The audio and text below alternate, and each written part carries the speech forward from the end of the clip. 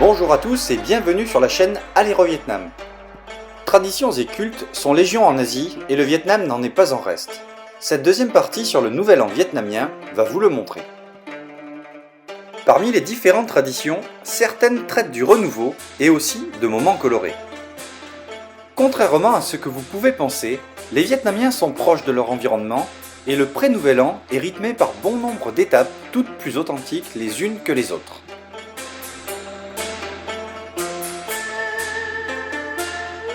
La chaîne Aléro Vietnam est spécialisée dans la production de contenu sur la culture vietnamienne afin de vous aider à apprendre sa langue et découvrir des sites touristiques connus ou peu médiatisés au Vietnam.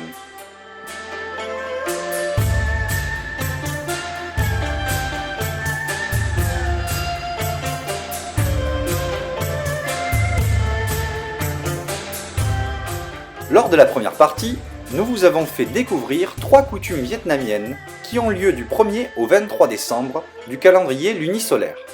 Si vous ne l'avez pas encore vu, le lien est disponible dans la description. Penchons-nous à présent sur 3 autres événements avant d'accueillir la nouvelle année. Partie 4. Le nettoyage de la maison. Le nettoyage de la maison au Vietnam est une tâche ménagère réalisée généralement toutes les semaines. Cependant, la coutume du ménage de fin d'année est sans commune mesure. C'est un peu notre grand ménage de printemps, enfin si vous voyez ce que je veux dire. Tous les meubles de la maison sont nettoyés, en particulier l'autel des ancêtres ou des dieux. Le brûleur d'encens est rénové et poli. Les hommes nettoient et parfois repeignent toute la maison. Les femmes, quant à elles, lavent les rideaux. Chaque recoin de la maison, fenêtres, portes, etc., est soigneusement nettoyé. Si des objets ne sont plus utilisés ou sont endommagés, c'est l'occasion de les remplacer en achetant de nouveaux. Le rangement et le nettoyage des maisons dans les derniers jours de l'année sont destinés à remettre de l'ordre, tant matériellement que mentalement. Une maison bien rangée et propre est un signe de sérénité. Cela sert aussi à évacuer, voire éliminer, les mauvaises énergies accumulées lors des derniers mois.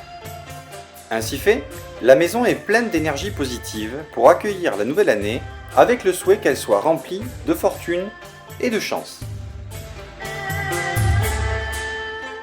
Partie 5. Les fleurs du Nouvel An. Le rouge de la fleur de cerisier est un symbole du Tet dans le nord.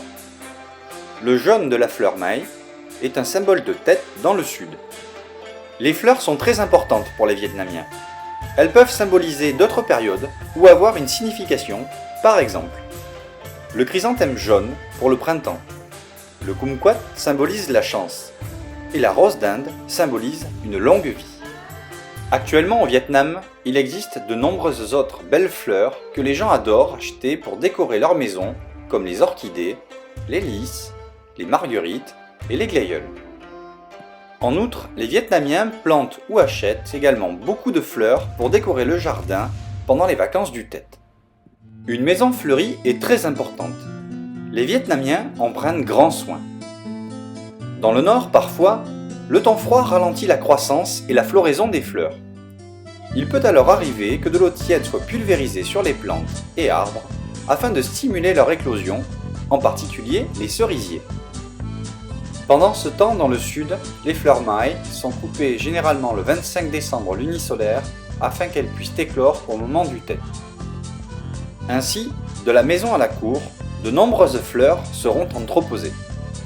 Les Vietnamiens collent également des décorations rouges et or, calligraphiées avec des messages comme longue vie, printemps, lucidité, vivre en paix, Tet, bonheur. Les arbres sont également décorés de ces symboles ou de l'animal du Tet. Les décorations changent souvent chaque année.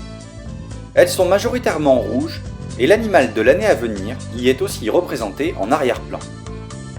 12 animaux sont possibles. La souris, le buffle, le tigre, le chat, le dragon, le serpent, le cheval, la chèvre, le singe, le poulet, le chien et le cochon. Chacun se succède chaque année dans un cycle de 12 ans. En 2020, c'était l'année de la souris. En 2021, c'est l'année du buffle. Partie 6. Effervescence au marché. Se rendre au marché du Nouvel An, c'est avant tout pour acheter des articles nécessaires à ses préparatifs et son déroulement. Achat de meubles, décoration pour la maison, fruits, fleurs, gâteaux, boissons, vêtements, chaussures, etc. Les gâteaux traditionnels sont généralement les gâteaux Inn et Madeleine. S'ajoutent aussi des fruits confits comme la noix de coco, le melon, l'ananas ou d'autres ingrédients confits comme le gingembre ou les graines de lotus. Dans le passé, chaque famille, et surtout les mamans, devait fabriquer elle-même les gâteaux. Enfin, des graines de courge, pastèques ou tournesol sont achetées prêtes à être mangées.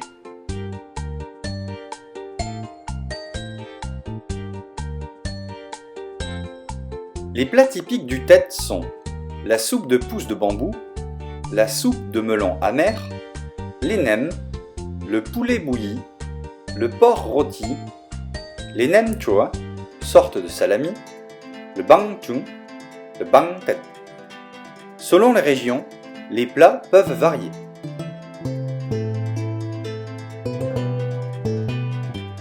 Concernant les boissons, les habitants du Nord boivent du thé chaud, tandis que les habitants du Sud optent plutôt pour de la bière. Le marché est aussi un merveilleux moment pour les enfants d'avoir de nouveaux vêtements et de nouvelles chaussures. Les vêtements pour les hommes restent, quant à eux, assez classiques. Pour les femmes, toutefois, ils sont souvent très sophistiqués et très colorés avec une dominance de rouge et or. Lorsque les femmes rendent visite à la famille, vont au temple ou à l'occasion de fêtes, elles portent la tenue traditionnelle Ao Dai. Pour en savoir plus sur la tenue traditionnelle vietnamienne, nous avons réalisé une vidéo Ao Dai 376 ans d'histoire dont le lien est disponible dans la description. On va aussi au marché pour les décorations calligraphiées de Monsieur Do.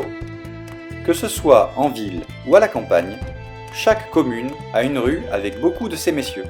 Mais qui sont-ils ? Pendant la période féodale vietnamienne, le roi appréciait grandement les talents littéraires et organisait des concours. Ils se déroulaient en 5 étapes.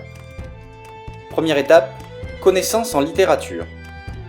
Deuxième étape, rédiger des documents administratifs. Troisième étape, composition en littérature. Quatrième étape, concours de docteur. Cinquième étape, composition écrite sur un sujet défini par le roi. Si un homme arrive à réussir les 3 premières étapes, il peut obtenir le titre de Shindo. Les 3 premières étapes ont lieu dans chaque province. La 4e a lieu au palais du roi et la 5e, pour tous les étudiants, en présence du roi. Les étapes 4 et 5 ont lieu tous les 3 ans. Ainsi, les Shindo gagnent souvent leur vie en enseignant. Ils louent aussi leurs services pour des travaux manuscrits.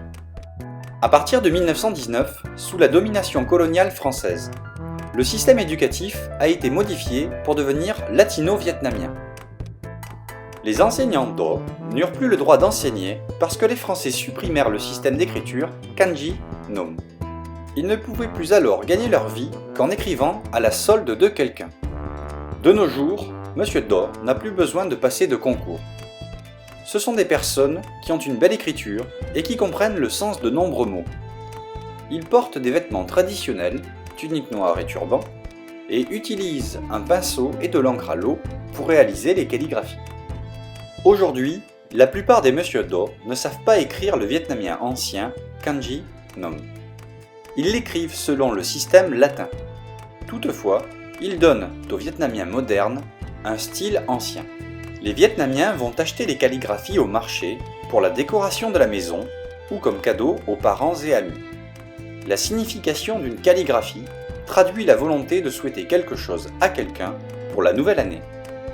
Bien que l'évolution de la société ait apporté de nombreux changements, les Vietnamiens comme les Shindo participent à la préservation d'une partie de la culture d'antan.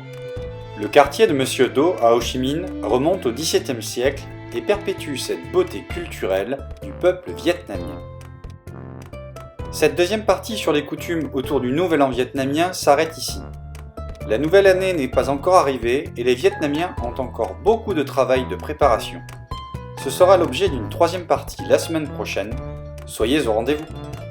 Si vous avez aimé le sujet, cliquez sur j'aime, abonnez-vous et activez la cloche des notifications pour ne rater aucune vidéo. C'est un sacré coup de pouce pour nous.